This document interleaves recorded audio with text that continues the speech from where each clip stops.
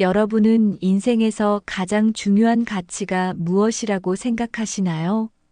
사랑일까요? 정의일까요? 아니면 자유일까요? 수많은 위대한 작가들이 이 질문에 대한 답을 고전 속에 조용히 남겨놓았습니다. 오늘 고전 부엉이가 낭독할 오늘의 고전은 바로 그 답을 찾는 여정의 시작이 될지도 모릅니다. 프랑스 문학의 거장, 기 드 모파상. 그가 그려낸 세계는 화려하지 않지만 무심한 현실 너머에 감춰진 인간의 진심을 또렷하게 드러냅니다. 쥘르 삼촌에서는 웃음 뒤에 감춰진 쓸쓸한 현실을, 미친 여인에서는 상처난 시대 속에서 치유되지 않는 기억의 잔혹함을, 그리고 두 친구에서는 총성 속에서 빛나는 인간다움과 우정의 깊이를 마주하게 될 것입니다. 지금부터 고요한 밤을 적시는 고전의 언어에 귀를 기울여 보세요. 첫 번째 이야기, 쥘르 삼촌을 시작합니다. 쥘르 삼촌. 수염이 허연 늙은 거지가 우리에게 손을 내밀었다. 친구 조제프 다브랑슈가 그에게 5프랑을 주었다. 내가 놀라니까 그는 이렇게 말했다. 저 거지를 보니 언제나 머릿속에서 떠나지 않는 한 추억이 떠오르네. 자, 이야기할 테니 들어보게. 우리 집안은 아부르에서 살았는데 부유하지 못했어. 겨우겨우 살아가는 정도였네. 아버지는 직장에 나가 늦게야 돌아왔지만 수입은 대단치 않았네. 그리고 나에게는 누님이 둘 있었지. 어머니는 옹색한 살림을 몹시 괴롭게 여겼어. 그래서 종종 아버지에게 거슬리는 말도 하고 은근히 불충스러운 비난도 했네. 그럴 때면 아버지는 보기에 딱한 몸짓을 했어. 아버지는 아무런 대답도 못하고 손을 펼쳐 땀을 닦으려는 것처럼 땀도 나지 않은 이마로 가져갔어. 나는 그분의 무력한 괴로움을 느낄 수가 있었네. 우리는 모든 면에서 절약했네. 답례를 하지 않으려고 식사에 초대받아도 가지 않았고, 식료품도 깎아서 사고 물건을 살 때도 재고품을 사왔네. 누나들은 제 옷을 자기가 지어 입었고, 한자에 15상티마는 레이스를 가지고도 오랫동안 흥정했네. 우리네 식사는 매일 기름이 둥둥 뜬 수프와 양념한 고기였는데 이것이 건강에 좋고 원기를 돋워주는지는 몰라도 나는 다른 음식을 먹어보았으면 했지. 단추를 잃어버리거나 바지가 찢어지기만 해도 지독히 경을 쳐야 했네. 그러나 일요일만 되면 우리는 성장을 하고 부두로 산책을 나갔어. 아버지는 프로코트를 입고 실크 해트를 쓰고 장갑을 끼고는 축제일의 배처럼 화려한 옷차림을 한 어머니에게 팔을 내주었지. 누나들은 제일 먼저 떠날 준비를 마치고는 출발 신호를 기다리는 것이었어.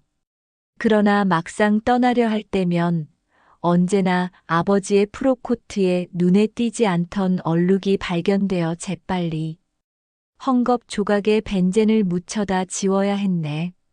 아버지는 머리에 실크 해트를 쓴 채 셔츠 바람으로 작업이 끝나기를 기다렸고 어머니는 근시 안경을 고쳐 쓰고는 때를 묻히지 않으려고 장갑을 벗어놓고 서둘렀지. 일동은 위풍당당하게 길을 떠났네. 누나들은 서로 팔짱을 끼고 앞서갔네. 그들은 시집갈 나이였으므로 거리에 나왔을 때 사람들의 눈에 잘 띄도록 하려는 것이었어.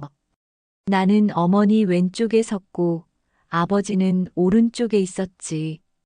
저 일요일 산책하던 때 가엾은 양친의 으스대던 모습이 지금도 눈앞에 보이는 것 같네. 그들의 엄격한 걸음걸이와 긴장으로 굳어진 표정이 말이야. 마치 걸음걸이에 중대한 문제라도 걸린 듯이 그들은 몸을 꼿꼿이 세우고 다리를 곧게 뻗으며 정중하게 걸어나갔네. 매주 일요일 먼 미지의 나라에서 온 거대한 선박들이 입항하는 광경을 볼 때마다 아버지는 언제나 토씨 하나 다르지 않게 똑같은 말을 했지. 그렇지. 쥘르가 저기 타고 있다면 얼마나 좋을까. 아버지의 동생인 쥘르 삼촌은 온 집안 식구의 유일한 희망이었네. 한때는 공포의 대상이기도 했지만 나는 그에 대한 이야기를 어려서부터 들었지. 그래서 첫눈에 그를 알아볼 수 있을 것 같았어. 그처럼 그를 친숙하게 생각했지. 나는 그가 미국으로 떠나던 날까지 어떤 생활을 했는지 세세한 부분까지 모두 알았네.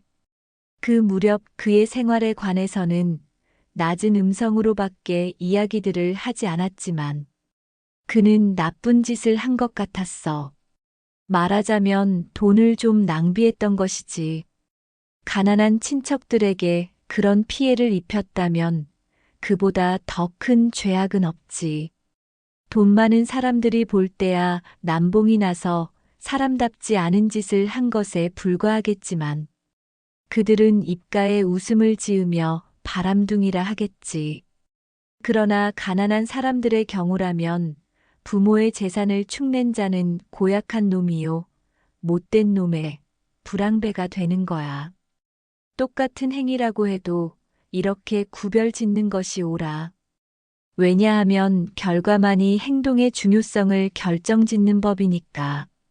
하여간 쥘르 삼촌은 아버지가 기대를 걸었던 유산을 상당히 축냈어. 물론 자기 몫은 한 푼도 남기지 않고 써버린 다음 말일세. 그 당시 많은 이들이 그랬듯이 그는 아브르에서 뉴욕으로 가는 상선을 타고 미국으로 떠나갔네. 그곳에 가자마자 쥘르 삼촌은 무슨 장사인지는 몰라도 장사를 시작했네. 그는 곧 편지를 보냈는데 돈을 좀 벌었으며 아버지에게 끼친 손해를 갚고 싶노라고 했네.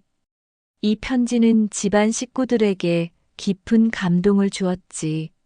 한 푼의 값어치도 없는 인간이라는 말을 듣던 쥘르는 돌연 훌륭한 사람, 양심 있는 인간, 다브랑슈 가문이 어느 누구와도 다름없이 정직한 진짜 다브랑슈가 되었네. 그뿐 아니라 그가 큰 상점을 빌려가지고 대대적인 사업을 하고 있다고 소식을 전해주던 선장도 있었네. 2년 후에 또 편지가 왔는데 그 내용은 이러했네. 필리프 형님, 저는 건강하게 잘 있으니 염려하지 마십사고 글어를 올립니다. 사업도 잘 되어갑니다. 저는 내일 남아메리카로 머나먼 여행을 떠납니다. 아마도 여러 해 동안 소식 전해드리지 못할 것 같습니다. 편지 드리지 않아도 걱정하지 마십시오. 한미천 잡으면 아부르로 돌아가겠습니다. 머지않은 장래에 그렇게 되기를 바라고 있습니다. 그러면 우리는 함께 행복하게 살 수 있겠지요. 이 편지는 집안 식구들의 복음서가 되었네. 식구들은 툭하면 편지를 꺼내 읽었고 집에 오는 사람 누구에게나 보여주었다네. 실상 그 후 10년 동안 쥘르 삼촌은 아무런 소식도 전해주지 않았네. 그러나 시간이 가면 갈수록 아버지의 희망은 커졌네. 그리고 어머니도 가끔 이렇게 말했어. 쥘르 도련님이 오기만 하면 우리 형편도 달라지겠는데. 그야말로 역경에서 벗어날 줄 아는 분이지. 그리고 일요일마다 수평선 저쪽에서 거대한 기선이 뱀 같은 연기를 하늘로 토하며 다가오는 것을 볼 때면 아버지는 언제나 똑같은 말을 반복했지. 그렇지. 쥘르가 저기 타고 있다면 얼마나 좋을까. 가족들은 그가 손수건을 흔들며 필리프 형님 하고 소리치는 모습을 눈앞에서 보기라도 한 것처럼 생각했네. 삼촌이 확실히 돌아오는 것을 전제로 수많은 계획을 세웠네. 삼촌의 돈으로 앵구빌 근처에 조그만 별장도 살 예정이었지. 아버지가 미리 매매 교섭을 한 사실이 없었다고는 단언하지 못하겠군. 그 당시 큰 누나는 28이었고 작은 누나는 26이었네. 누나들은 미혼이었는데 그것이 온 집안의 근심거리였지. 그러던 어느 날 작은 누나에게 구혼자가 나타났네. 회사원이었는데 돈은 없어도 점잖은 사람이었어.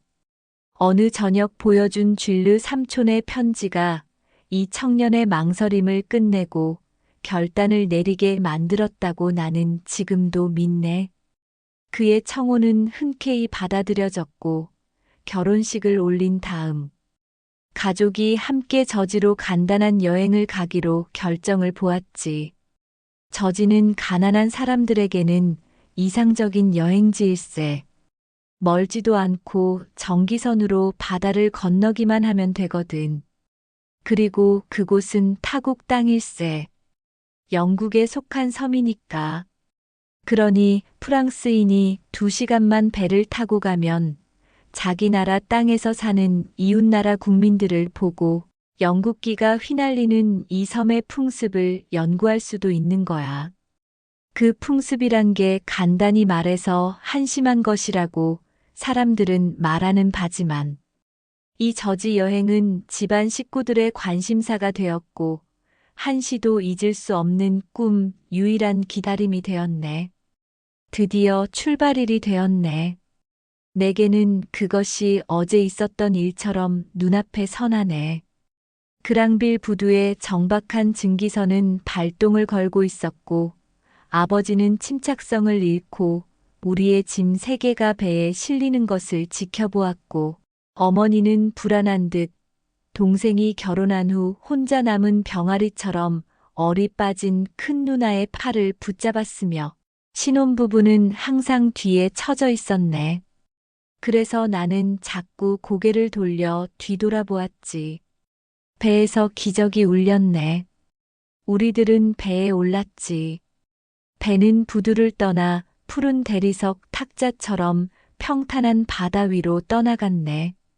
우리는 좀처럼 여행을 해보지 못한 사람들이 느끼는 행복감과 자랑을 느끼며 멀어져 가는 해안을 바라보았지. 아버지는 프로코트를 입은 채 배를 내밀고 있었네. 바로 그날 아침 조심껏 얼룩을 지웠기 때문에 벤젠 냄새가 주위에 퍼졌네. 외출날이면 언제나 그러했으므로 나는 그 냄새만 맡아도 일요일인 것을 깨닫곤 했지. 아버지는 돌연 2신사가 우아한 귀부인 2사람에게 굴을 사주는 광경을 보았네. 누더기를 걸친 한 늙은 수부가 칼날로 껍질을 까서 신사들에게 주면 신사들은 그것을 귀부인에게 내밀었지. 부인들은 깨끗한 손수건에 껍질을 올려놓고는 옷이 더러워질까봐 입을 앞으로 내밀어서 교묘하게 국물을 쪽 빨아 마시고는 껍질을 바다에 내던지는 것이었어. 아버지는 달리는 배 위에서 굴을 먹는 색다른 행위에 마음이 이끌렸던가 봐. 세련되고 품위 있는 좋은 취미라고 생각한 아버지는 어머니와 누나들 곁으로 다가오더니 이렇게 말했네. 굴을 좀 사줄까? 어머니는 비용이 드는 것을 생각하고 주저했지만 누나들은 즉시 찬성했네. 어머니는 불만스러운 목소리로 말했네. 나는 배가 아플까봐 겁나요. 애들이나 사주세요. 그러나 너무 많이는 안 돼요. 탈이 날지도 모르죠. 그리고 나를 향해 돌아서서 덧붙여 이렇게 말했네. 조제프는 필요 없어요. 사내 녀석에게 나쁜 버릇을 들여서는 안 되니까요. 그래서 나는 어머니 곁에 남게 되었네. 이런 차별 대우가 불만스러웠지만 나는 아버지가 으쓱대며 2딸과 사위를 데리고 누더기를 걸친 노수부에게 다가가는 것을 바라보았네. 2 귀부인은 막 떠나고 아버지는 국물을 흘리지 않고 먹으려면 어떻게 해야 되는지를 누나들에게 가르쳐 주셨네. 손수 시범을 보여주려고 굴 하나를 손에 들었지. 부인들을 흉내 내려고 했으나 금방 국물을 프로코트 위에 엎지르고 말았지. 어머니가 투덜대는 소리가 들렸네. 잠자코 있으면 좋으련만. 그 순간 갑자기 아버지가 긴장하더니 몇 걸음 뒤로 물러서며 굴껍질을 까는 수부를 둘러싼 식구들을 뚫어지게 바라보고는 서둘러 우리들 있는 곳으로 돌아왔네. 얼굴이 몹시 창백해 보였고 눈빛이 이상스러웠네. 아버지는 작은 목소리로 어머니에게 말했네. 참 이상한데 저 굴껍질 까는 작자, 쥐르와 똑같아. 어머니는 영문을 몰라 이렇게 말했다. 어떤 쥐르요? 아버지가 대답했네. 그러니까 내 동생 말이야. 미국에서 잘 나가고 있는 것을 아니 망정이지 그렇지만 않다면 쥐르가 틀림없다고 믿겠는걸. 어머니는 어이가 없어서 말도 잘 못했지. 당신 미쳤수. 아니라는 것을 잘 알면서 무엇 때문에 그런 바보 같은 소리를 해요? 그러나 아버지는 단념하지 못했네. 클라리스, 당신이 직접 가서 보고 확인해 주구려. 어머니는 자리에서 일어나 딸들 있는 곳으로 갔네. 나도 그 사람을 바라보았네. 그는 늙고 추하고 주름 살투성이었는데 자기가 하는 일에서 눈을 떼지 않았네. 어머니는 다시 돌아왔네. 나는 어머니가 떠는 것을 보았네. 어머니는 재빠르게 이렇게 말하더군. 틀림없이 그예요. 가서 선장에게 알아보세요. 그러나 조심해야 해요. 이런 형편이니 우리가 저 작자를 떠맡게 되지 않도록 말이에요. 아버지는 우리에게서 떨어져 갔네. 나는 그를 쫓아갔지. 이상하게 마음이 들떴어. 선장은 키가 크고 마른 편이었으며 양볼에 구레나룻을 길게 길렀는데 마치 인도의 우편선을 지휘하는 것처럼 점잖게 선교 위를 거닐고 있었네. 아버지는 의젓하게 그의 곁으로 다가가더니 찬사를 섞어가며 그의 일에 관해 질문을 던졌네. 저지는 어느 정도 평가를 받는 곳입니까? 주된 생산물은 뭔가요? 인구는요? 풍속, 관습, 토질 등은 어떻습니까? 마치 미국을 화제로 삼기라도 한 것 같았네. 그러고는 우리가 타고 있는 엑스프레소에 관해 이야기를 하더니 화제가 승무원들에게로 돌아갔네. 마침내 아버지는 떨리는 목소리로 이렇게 물어보았어. 저기 굴껍질을 까는 사람 있지 않습니까? 아주 재미난 사람 같아 보이는데 저 노인에 대해서 자세한 내막을 좀 아십니까? 이 말에 드디어 짜증이 난 듯 선장은 퉁명스럽게 대답했네. 지난해 미국에서 만난 불황자인데 프랑스인이기에 데리고 왔죠. 아브르에 친척도 있는 모양인데 그들에게 빚을 진 것이 있어서 돌아가지 않겠다고 합니다. 이름은 쥘르 다르망슈인가 다르방슈인가 아무튼 그와 비슷한 이름입니다. 한때 유복하게 산 적도 있는 모양이지만 이제는 보시다시피 젖골이죠. 아버지는 안색이 낯빛이 되며 눈이 휘둥그레지더니 목이 막혀 떠듬떠듬 말했네. 아, 그렇군요. 별로 놀라운 일은 아니죠. 선장님 아주 감사합니다. 그리고 아버지는 그 자리를 떠났네. 한편 선장은 어이가 없는 듯 걸어가는 아버지 뒤를 바라보았지. 아버지는 어머니 곁으로 돌아왔네. 어떻게나 질린 표정이었는지 어머니는 이렇게 말했네. 앉으세요. 사람들이 눈치채겠어요.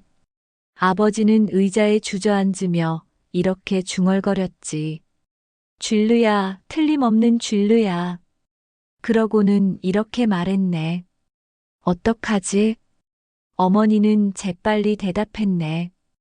애들을 데려와야 해요. 조제프는 모든 걸 알고 있으니 얘를 보내서 데려오도록 해요. 사위가 아무것도 눈치채지 못하게 각별히 조심해야 해요. 아버지는 넋 빠진 사람같이 중얼거렸네. 이게 무슨 재난이람. 어머니는 벼랑간 화를 내며 이렇게 덧붙여 말했네. 저 도둑이 무엇을 하랴 항상 의심이 들더니만 우리한테 또다시 무거운 짐이나 되려고. 다브랑슈 집안 사람에게 무엇을 기대하겠어. 아버지는 어머니에게 비난을 받을 때면 늘 그러듯이 손을 이마로 가져갔네. 어머니는 또 이렇게 말했지. 당장 조제프에게 돈을 줘요. 가서 굴값을 치르게. 이제는 그의 눈에 띄지 않도록 하는 수밖에 없어요. 눈에 띄기만 해요. 이 배 위에서 꼴 좋게 될 거예요. 저 끝으로 갑시다. 저 작자가 가까이 오지 못하도록 해요. 어머니는 자리에서 일어났네. 부모님은 나에게 5프랑짜리 돈을 주고는 저쪽으로 가버렸네.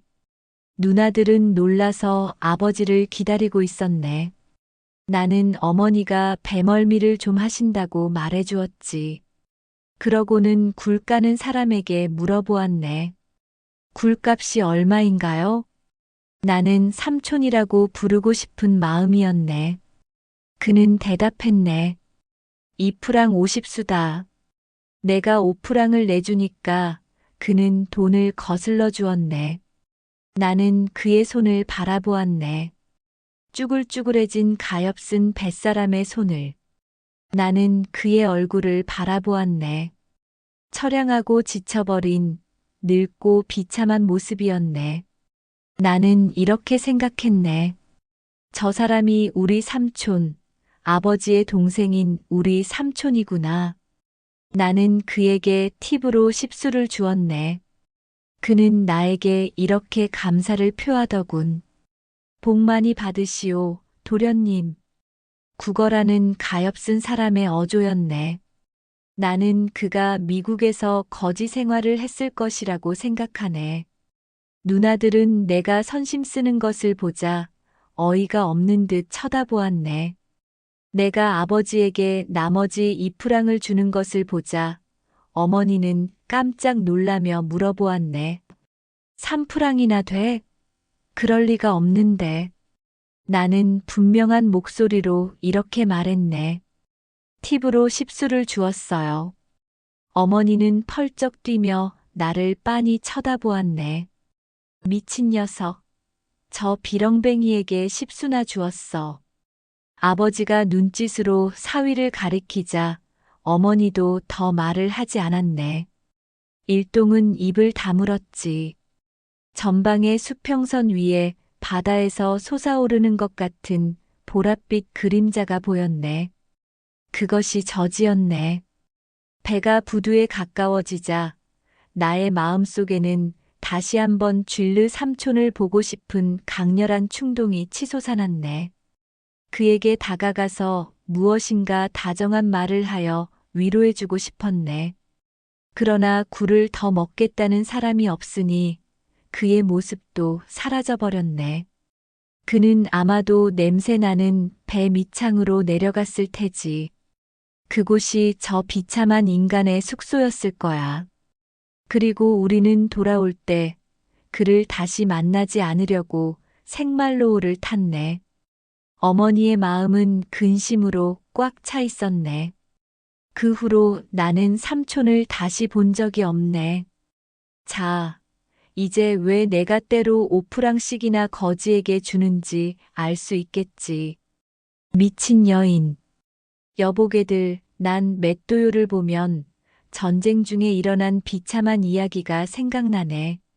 마티우 당돌랭 씨가 이야기를 꺼냈다. 코르메유 교회에 있는 우리 소유지 알지? 프러시아인들이 쳐들어왔을 때 나는 그곳에 살고 있었네. 그때 이웃에 한 미친 여인이 있었는데 거듭되는 불행의 타격으로 정신이 나간 여자였네. 오래전 그 여자 나이 25일 때 단 한 달 동안에 아버지와 남편과 갓난아이를 잃었다네. 집에 죽음이 한 번 들어오면 드나드는 문이 어디 있는지 알았다는 듯이 거의 연달아 다시 찾아오는 법이지. 가엾은 젊은 여인은 슬픔의 타격을 받고 자리에 누워 6주일 동안이나 헛소리를 했네. 그러고는 격렬한 발작에 이어 잠잠한 일종의 무기력 상태가 계속되었는데 여인은 몸을 움직이지 않고 음식도 거의 입에 대지 않았으며 눈만 굴렸네. 누가 몸을 일으키려고 하기만 하면 죽이기라도 하는 것처럼 소리를 질렀네. 그래서 언제나 누워있게 내버려 두었지. 자리에서 그를 끌어내는 것은 몸을 씻길 때나 침구를 갈아야 할 때뿐이었네. 노파 한 사람이 곁에 남아서 때때로 물도 먹여주고 냉육을 조금씩 입에 넣어주기도 했네. 이 절망에 빠진 영혼에 무슨 변화가 일어났을까? 말을 하지 않으니 아무도 알 도리가 없었네.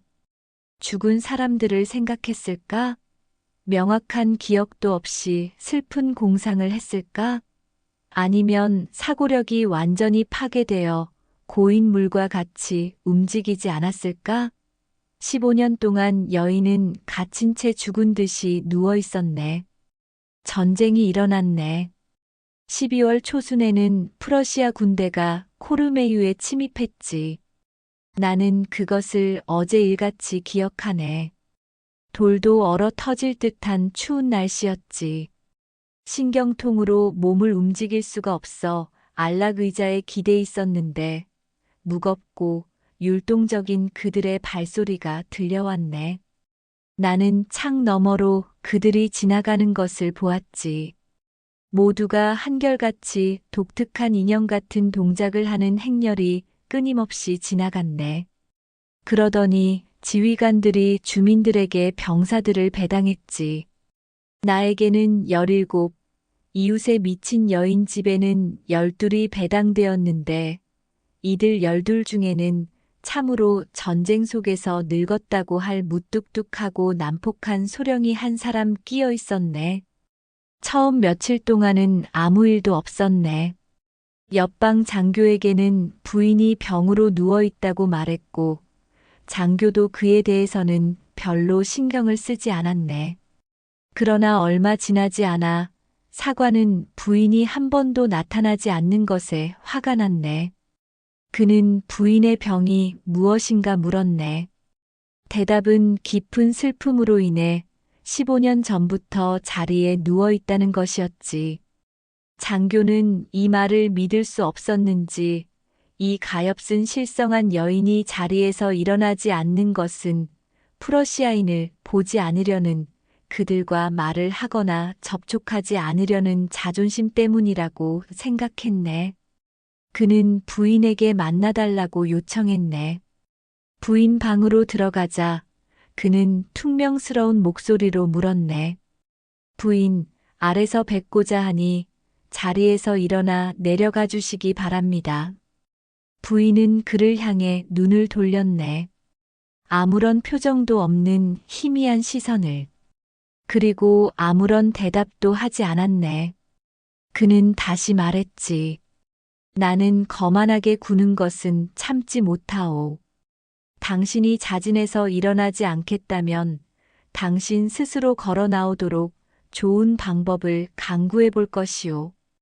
부인은 여전히 손끝 하나 움직이지 않았네. 마치 그를 보지 못한 듯 했어. 장교는 이 조용한 침묵을 극단적인 멸시의 표현이라고 생각하고 왈칵 성을 냈지. 내일도 내려오지 않는다면. 그는 이렇게 말을 던지고는 나가버렸네. 이튿날 노파는 어쩔 줄 몰라 했지. 부인에게 옷을 입히려고 했으나 미친 여인은 몸을 뒤틀면서 소리를 지르기 시작했네. 장교가 재빨리 올라왔지. 하녀는 그의 다리에 매달리며 애원했네. 싫다고 합니다, 장교날이 싫다 해요. 제발 용서해 주십시오. 불쌍한 분입니다. 군인은 난처해져서 서 있었네. 화가 났지만 차마 부하들을 시켜 부인을 끌어내지는 못했지. 그러나 갑자기 웃음을 지으며 그는 독일어로 명령을 내렸네. 그러자 잠시 후 한 개 분대의 병사가 부상병을 나르듯 침구를 들고 나오는 것이 보였네. 한 번도 손대본 적이 없는 침구 속에서 미친 여인은 누워있게만 한다면 아무래도 상관없다는 듯이 여전히 말 한마디 없이 잠자코 있었네. 병사 하나가 부인의 옷 보따리를 들고 뒤따랐지. 장교는 손을 비비며 이렇게 말했네. 당신 혼자서 옷을 입을 수 없는지, 조금도 걷지 못하는지 볼 수 있겠지. 병사들의 대열이 이모빌 숲 쪽으로 멀어져 가는 것이 보였네. 2시간 뒤에 병사들만 돌아왔어. 그 후 다시는 그 여자의 모습이 보이지 않았네. 병사들은 그녀를 어떻게 한 걸까? 어디로 데리고 갔을까? 전혀 알 수가 없었지. 그러고는 밤낮으로 눈이 내려들과 숲이 밀가루처럼 날리는 눈 속에 파묻혔네. 이리들이 문 앞까지 와서 으르렁거렸지. 그간 곳을 알 길 없는 여인 생각이 내 머릿속을 떠나지 않았네. 정보를 얻어보려고 나는 몇 번이나 프러시아 당국에 청원을 했지. 하마터면 총살당할 뻔했어. 다시 봄이 되었네. 점령군이 물러갔지. 이웃집은 문이 닫혀 있었네. 길에는 무성한 잡초가 돋아났지. 겨울 동안 노파도 세상을 떠났네. 이제 누구 한 사람 이 사건을 염두에 두지 않았네. 다만 나 혼자 끊임없이 이 사건을 생각했지. 놈들은 그 여자를 어떻게 했을까? 그 여자는 숲속을 지나 도망쳤을까? 누가 어디서 그 여자를 붙잡았다가 아무런 말도 들을 수가 없으니 병원에 수용시키지는 않았을까? 이런 나의 의혹은 풀 길이 전혀 없었네. 그러나 차츰 시간이 지남에 따라 나의 근심도 가라앉았네. 그런데 다음해 가을, 맷도요들이 떼지어 지나갔네. 그리고 나도 신경통이 좀 나아져서 숲까지 천천히 따라갔네. 나는 부리가 긴 이 새를 벌써 4~5마리나 잡았지. 그런데 그중 한 마리가 나뭇가지로 덮인 구덩이 속으로 떨어져 보이지 않았어. 나는 그것을 주우러 구덩이 있는 대로 내려갈 수밖에 없었네.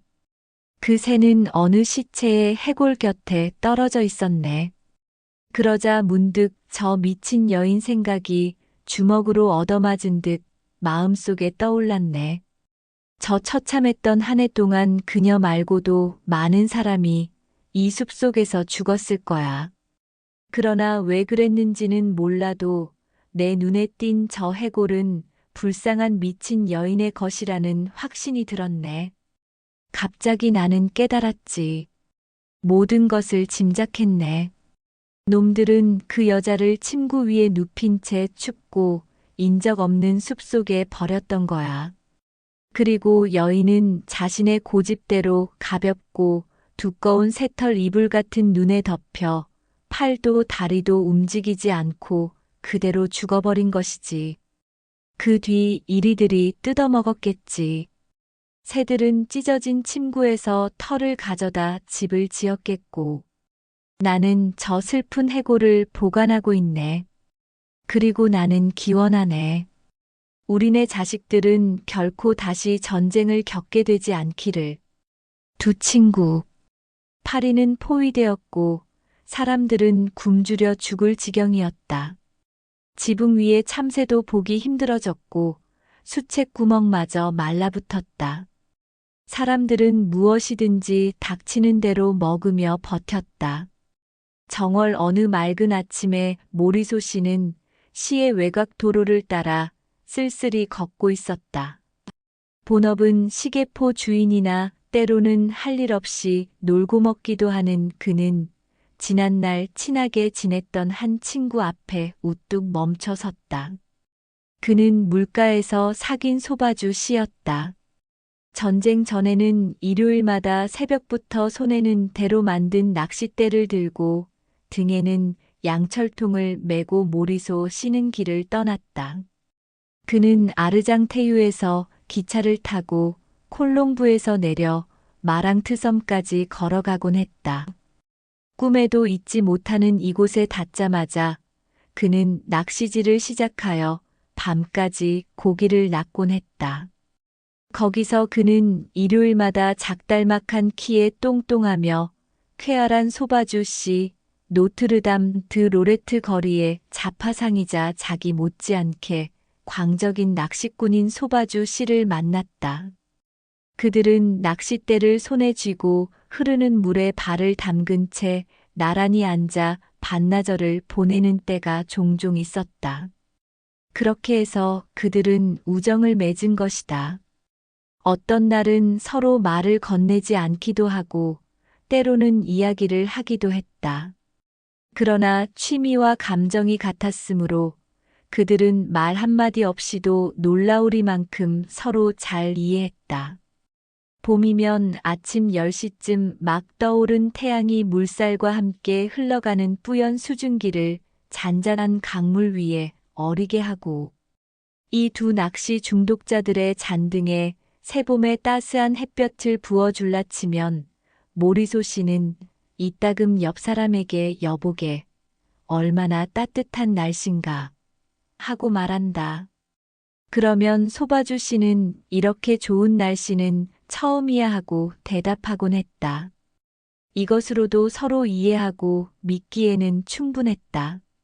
가을에는 해질 무렵 석양에 붉게 물든 하늘이 핏빛 구름의 모습을 물속에 드리워 온 강물을 자줏빛으로 만들고 수평선은 헐헐 타오르며 두 사람 사이를 불꽃처럼 벌겋게 물들이고 또 벌써 갈색으로 퇴색되어 추위에 떨고 있는 나무들을 금빛으로 물들일 때면 소바주 씨는 미소를 띠고 모리소 씨를 쳐다보며 얼마나 장관인가 하고 말한다.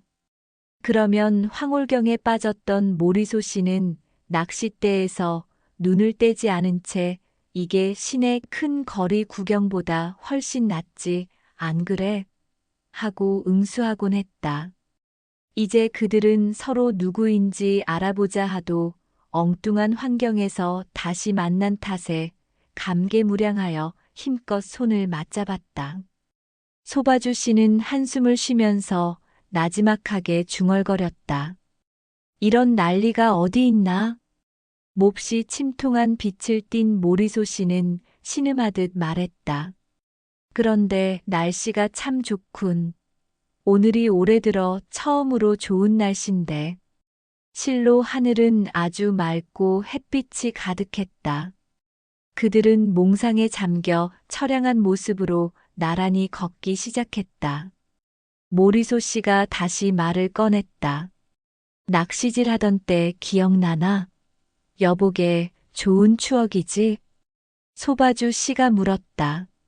언제나 우리가 거기서 다시 만날 수 있을까? 그들은 어느 조그만 카페로 들어가 압생트 한 잔씩을 같이 마셨다. 그러고는 보도 위를 다시 거닐기 시작했다. 모리소 씨가 갑자기 멈춰 서더니 말했다. 한 잔 더 하지, 어째? 자네 좋을 대로. 소바주 씨가 동의했다. 그래서 그들은 다른 술집으로 들어갔다. 나올 때는 몹시 취하여 빈속에 술로 배를 채운 사람들처럼 그들은 비틀거렸다. 날씨는 따스했고 부드러운 미풍이 그들의 얼굴을 간지려 주었다. 훈훈한 공기에 얼근이 취하고만 소바주 씨는 걸음을 멈추고 말했다. 거기나 가면 어떨까? 거기라니? 낚시하러 말이야. 허나 어디로? 우리 섬으로. 콜롱부 근처에는 프랑스 전초가 있거든. 내가 뒤물랭 대령을 잘 아니 쉽게 통과할 수 있을 거야. 모리소 씨는 낚시를 하고 싶은 욕심에 몸살이 날 지경이었다. 그래, 나도 따라가지. 그들은 낚시 도구를 가지러 가느라고 서로 헤어졌다. 1시간 후에 그들은 큰 길 위를 나란히 걸어갔다. 그들은 대령이 차지하고 있는 별장에 이르렀다. 그는 그들의 요청에 미소를 짓고 그들의 바람에 응해줬다. 통행증을 마련한 그들은 다시 걷기 시작했다. 얼마 가지 않아 그들은 전초지를 넘어서 인적 없는 콜롱보를 지나 센강 쪽으로 경사진 조그만 포도밭 가에 이르렀다. 11시쯤 되었다. 정면에는 아르장테유 마을이 죽은 듯 고요했다. 오르그몬과 사누아의 언덕들이 온 지방을 내려다보고 있다. 낭테르까지 뻗은 넓은 들판은 앙상한 벚나무들과 거무튀튀한 흙덩이들이 있을 뿐 황량했다. 소바주 씨는 산봉우리를 손가락으로 가리키면서 속삭였다. 프러시아 놈들이 저 위에 있어. 그러자 한 가닥 불안이 이 황량한 곳에 선 두 사람을 안절부절 못하게 했다. 프러시아 놈들. 한 번도 본 적은 없지만 몇 달 전부터 파리 주변에서 프랑스를 파괴하고 약탈하고 학살하고 굶주리게끔 해보이지 않는 막강한 힘을 가진 놈들로 여겨졌다. 그래서 이 승리에 도취한 미지의 민족에게 그들이 품은 적개심에는 일종의 터무니없는 공포감마저 더해졌다. 어때? 만약 우리가 그놈들을 만난다면? 모리소 씨가 말을 더듬었다. 소바주 씨는 어떤 일이 있더라도 잃지 않는 그 파리 사람다운 유머 감각으로 이렇게 대답했다. 그놈들에게 생선 튀김이나 한 개 주지. 그러나 온 들판에 죽은 듯한 침묵에 질린 그들은 더 앞으로 나아가기를 주저했다. 마침내 소바주 씨가 마음을 굳게 먹고 말했다. 자, 출발. 그러나 조심해야 해. 그리고 그들은 둘이서 몸을 숨기기 위해 덤불을 이용해 몸을 숙여 기어가면서 불안한 눈초리로 귀를 기울이고는 포도밭 속으로 내려갔다. 강가에 닿으려면 아무것도 없는 땅 한 떼기를 가로질러야 했다. 그들은 뛰기 시작했다. 강둑에 이르자 그들은 마른 갈대숲 속에 웅크리고 앉았다. 모리소 씨는 그 근방에서 발소리가 들리지 않나 해서 땅에 뺨을 대고 귀를 기울였다. 아무 소리도 들리지 않았다. 오직 그들만이 있을 뿐이었다. 그들은 마음을 푹 놓고 낚시질을 하기 시작했다. 그들 앞에는 인적 없는 마랑트 섬이 저쪽 강둑으로부터 그들을 가려주었다. 조그만 음식점은 닫혀 있는 것이 몇 해 전부터 버려진 듯 했다. 소바주 씨가 처음으로 모래무지 한 마리를 잡았다. 그 다음에는 모리소 씨가 낚았다. 그리고 두 사람은 이따금 펄떡펄떡 뛰며 줄 끝에 걸려 번쩍이는 작은 고기들을 끌어올리곤 했다. 낚시질이 참으로 기적과도 같이 잘 되었다. 발밑에 담가둔 구멍이 매우 촘촘한 어망에 고기들을 살며시 넣었다. 그러고 나면 흐뭇한 기쁨, 오랫동안 빼앗겼던 아끼던 오락을 다시 찾을 때 맛볼 수 있는 그 기쁨이 그들에게 스며들었다. 따스한 햇빛이 그들의 어깨에 내리쬐다. 이제는 어떤 소리에도 귀를 기울이지 않고 아무것도 생각지 않고 그 밖의 세상을 다 잊어두고 그들은 낚시질을 했다. 그러자 벼랑간 땅 밑에서 울려오는 듯한 무거운 소리가 땅을 흔들었다. 대포를 다시 쏘기 시작한 것이다. 모리소 씨가 고개를 돌렸다. 방죽 너머 저편 왼쪽에 방금 터진 포연을 수탈개 벼처럼 산마루에 두른 몽 발레리앙의 거대한 모습이 보였다. 그러자 곧 두 번째 연기 뭉치가 요새의 꼭대기에서 솟아올랐다. 그리고 조금 있다가 또 새로운 폭음이 울려왔다. 그러고 나서 다른 것들이 잇따라 터졌다. 그리하여 연방산에서는 죽음의 숨소리가 터져나왔고 고요한 하늘로 뿜어나온 잿빛 연기는 서서히 솟아올라 산 위에 구름을 이루었다. 소바주 씨가 어깨를 으쓱하고는 이렇게 말했다. 저놈들 또 시작이군. 낚싯줄에 달린 찌의 깃이 연방 잠기는 것을 열심히 바라보던 모리소 씨는 이렇듯 서로 싸우는 저 악랄한 놈들을 향해 본 뒤 조용한 사람의 분노가 갑자기 치솟았다. 그래서 그는 이렇게 투덜거렸다. 서로 죽일 게 뭐람 저다지도 어리석어야 할까? 소바주 씨가 말을 받았다. 짐승만도 못한 것들이야. 방금 잉어를 잡고 난 모리소 씨는 단정하는 투였다. 그런데 정부란 것들이 존재하는 한 언제나 저럴걸. 소바주 씨는 그의 말을 막으며 말했다.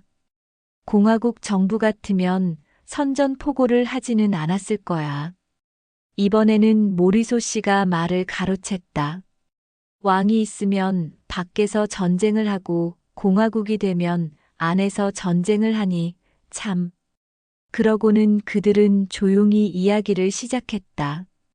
온순하고 식견이 좁은 사람들로서 건전한 이성으로 거대한 정치 문제를 풀어가다가 사람이란 결코 자유로울 수 없으리라는 점에서 그들은 의견의 일치를 보았다.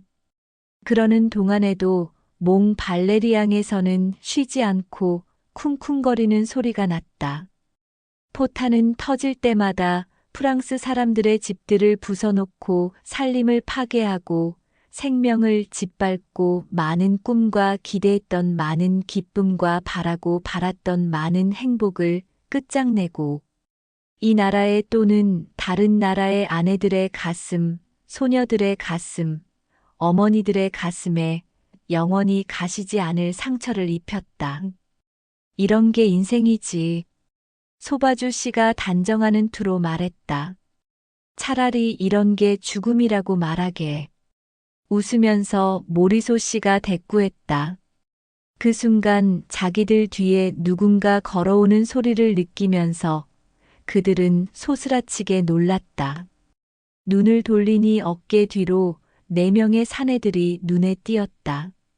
텁석부리의 정장한 하인들처럼 옷을 입고 납작한 모자를 쓴 그들은 총부리를 두 사내의 뺨에 댔다. 2개의 낚싯줄이 그들의 손에서 빠져 떨어지더니 강물에 떠내려가기 시작했다.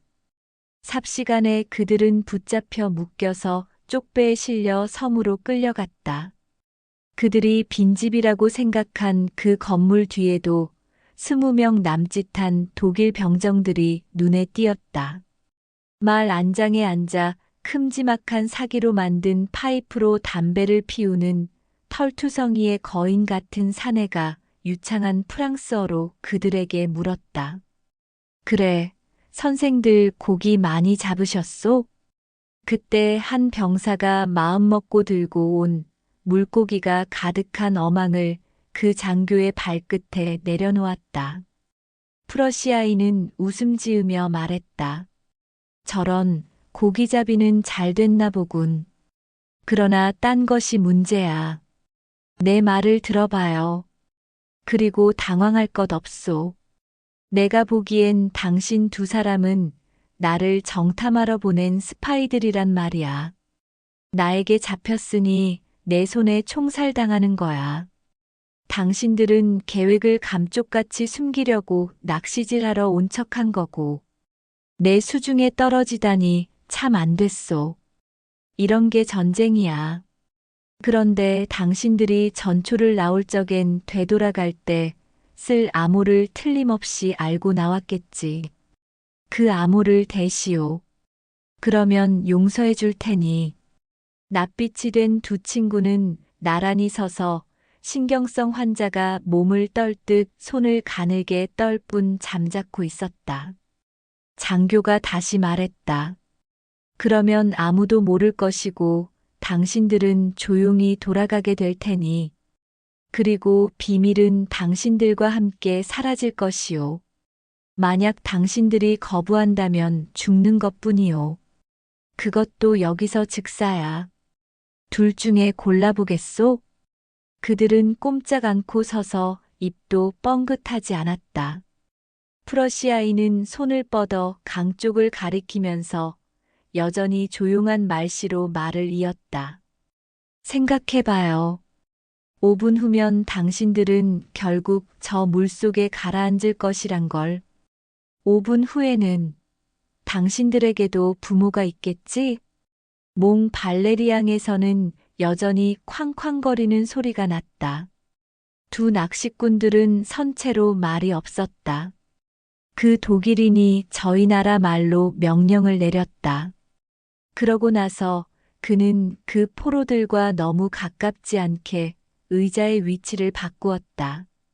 그러자 12사람이 집총을 하고 20보 거리로 와서 정렬했다. 장교가 다시 말했다. 1분만, 티끌만큼도 더는 말고 딱 1분만 여유를 줄 테다. 그러고 나서 그는 벌떡 일어서서 두 프랑스 사람에게로 다가왔다. 모리소 씨의 팔을 잡아 몇 걸음 끌고 가서 낮은 목소리로 그에게 말했다. 빨리, 그 암호가 뭐지? 너의 친구는 전혀 모르게 할 테니 측은하게 생각해서 너희들을 놓아주는 척할게. 모리소 씨는 아무 대답이 없었다. 프러시아인이 이번에는 소바주 씨를 끌어내 같은 질문을 했다. 소바주 씨도 아무 대답이 없었다. 그들은 다시 나란히 섰다. 그러자 장교가 명령을 내렸다. 병정들이 총을 들었다. 그때 모리소 씨의 시선이 몇 걸음 떨어지지 않은 풀숲에 놓인 모래무지가 가득한 어망 위에 떨어졌다. 아직도 살아서 팔딱거리는 고기 무리가 햇빛에 반짝거렸다. 그런데 그는 온몸에 맥이 빠졌다. 아무리 그러지 않으려고 해도 그의 눈에는 눈물이 글썽했다. 그는 더듬거리며 말했다. 잘 가오, 소바주 형. 소바주 씨가 대답했다. 잘 가오, 모리소 형. 그들은 서로 손을 꽉 쥐고 누를 수 없는 공포에 전신을 떨었다. 장교가 호령했다. 발사. 12발의 총알이 한꺼번에 나갔다. 소바주 씨는 코를 땅에 박고 넘어졌다. 좀 더 키가 큰 모리소 씨는 비틀거리면서 빙그르 돌더니 얼굴을 하늘로 향하고 자기 동료의 몸 위에 가로 쓰러졌다. 뿜어오른 핏줄기가 가슴팍에 찢어진 속옷으로 배어나왔다. 독일인은 새로 명령을 내렸다. 부하들이 여기저기 흩어지더니 끈과 돌을 가지고 와서 두 시체의 발에다 그 돌을 매달았다. 그러고는 강가 벼랑으로 그 시체들을 운반했다. 몽 발레리앙은 대포 소리가 멈추지 않을 뿐 아니라 이제는 산더미 같은 연기로 뒤덮여버렸다. 두 사람의 병정이 모리소 씨의 머리와 다리를 잡았다. 다른 두 병정이 소바주 씨를 같은 자세로 붙잡았다. 그들은 두 시체를 잠깐 힘을 주어 앞뒤로 흔들다가 멀리 내던졌다. 시체는 곡선을 그리다가 나중에는 매단 돌 때문에 발부터 먼저 꼿꼿이 물속에 잠겨 들어갔다. 강물은 첨벙 뛰어오르고 부서지고 흔들리더니 잔잔해지며 잔물결이 강가에까지 퍼져나갔다. 수면 위로 핏물이 살짝 번졌다. 여전히 아무 일도 없었다는 듯한 기색이던 장교가 작은 목소리로 말했다. 자, 이제는 생선을 처치할 차례다. 그러고는 집 쪽으로 돌아갔다. 그러자 풀숲에 놓인 모래무지가 든 어망이 그의 눈에 띄었다. 그는 그것을 집어서 자세히 살펴보더니 웃음을 띠며 비렐름 하고 큰 소리로 불렀다. 흰 앞치마를 두른 병정 하나가 뛰어왔다. 프러시아인은 총살당한 두 사람이 낚은 고기를 그에게 던지면서 이렇게 명령했다. 이 조그만 생선들을 죽기 전에 곧 튀겨오너라. 그 맛이 일품일 게다. 그러고는 다시 파이프 담배를 피우기 시작했다. 오늘 함께한 세 편의 이야기 잘 들으셨나요? 모파상은 우리에게 묻습니다. 진짜 비극은 무엇일까? 고통을 견디는 힘은 어디서 오는 걸까? 그리고 전쟁이 빼앗는 것은 목숨뿐일까? 쥘르 삼촌의 침묵, 미친 여인의 방황, 두 친구의 마지막 인사는 단지 슬픈 이야기로 끝나지 않습니다. 그 안엔 우리가 기억해야 할 인간의 존엄과 연민, 그리고 작지만 진실한 용기가 담겨 있습니다. 지금 이 순간, 이 이야기들이 당신의 하루 끝자락에 조용한 여운으로 남기를 바랍니다. 좋아요와 구독은 고전 부엉이에게 큰 힘이 됩니다. 다음 이야기에서도 깊은 밤 다시 찾아뵐게요. 감사합니다. 편안한 밤 되세요.